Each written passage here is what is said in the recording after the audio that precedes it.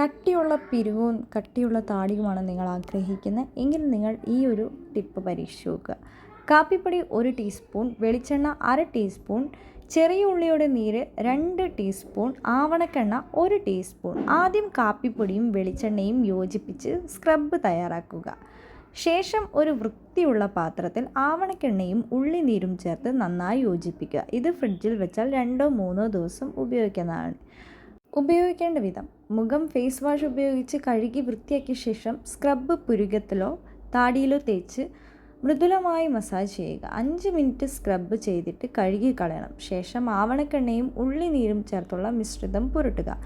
അല്പസമയം മസാജ് ചെയ്യുന്നതും നല്ലതാണ്. മുഖക്കുരുവിൻ്റെ പ്രശ്നമില്ലാത്തവർ രാത്രി മുഴുവൻ വെച്ചതിനു ശേഷം രാവിലെ കഴുകിക്കളയാം. അല്ലാത്തവർക്ക് 1-2 മണിക്കൂർ കഴിഞ്ഞ് കഴുകിക്കളയാവുന്നതാണ്. എണ്ണമയം മാറാൻ ഫേസ് വാഷോ പയറുപൊടിയോ ഉപയോഗിക്കാൻ മറക്കരുത്.